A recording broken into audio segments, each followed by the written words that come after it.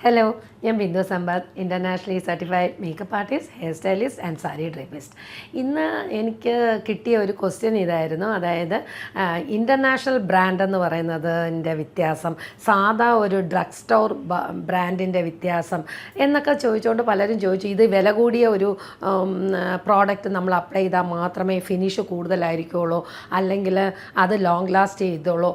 അങ്ങനെയല്ല. പക്ഷേ ശരിക്കും പറഞ്ഞാൽ ഇൻ്റർനാഷണൽ ബ്രാൻഡ്സ് എന്ന് പറയുന്നതിൽ നമുക്ക് പല സ്കിൻ വേരിയേഷൻസിന് അനുസരിച്ചുള്ള പല സംഭവങ്ങളും അതിൻ്റെ അകത്തെ ഇൻഗ്രീഡിയൻസിൽ കലർന്നിട്ടുണ്ട്.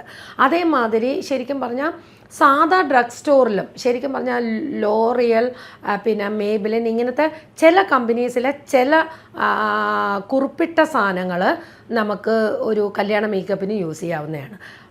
പാക്കിൻ്റെ ചില പ്രോഡക്ട്സ് നമ്മുടെ കല്യാണ കാര്യങ്ങൾക്ക് നമുക്ക് യൂസ് ചെയ്യാം. കാരണം എന്താണെന്ന് വെച്ചാൽ ഈ കല്യാണം മേക്കപ്പ് എന്ന് പറയുമ്പോൾ അതിനൊരു ലോങ് അവേഴ്സ് ആണ് നമ്മളത് ആ പ്രോഡക്റ്റ് യൂസ് ചെയ്ത് നമ്മൾ നിൽക്കേണ്ടത്. അപ്പോൾ അത് ഒരു 5 മണിക്കൂറാകട്ടെ 6 മണിക്കൂറാകട്ടെ മാക്സിമം ഒരു 8 അവേഴ്സ്.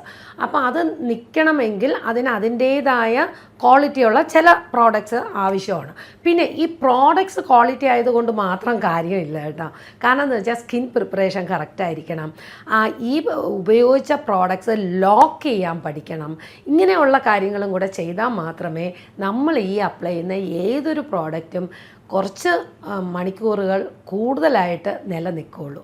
അപ്പോൾ ഇതിനെപ്പറ്റി കൂടുതൽ പഠിക്കണമെന്നുണ്ടെങ്കിൽ നിങ്ങൾ ശരിക്കും ഈ മേക്കപ്പിൻ്റെ എല്ലാ കോഴ്സസും അറ്റൻഡ് ചെയ്യുക, അല്ലെങ്കിൽ കോഴ്സ് അറ്റൻഡ് ചെയ്യുക, എൻ്റെ അടുത്തേക്ക് വരിക.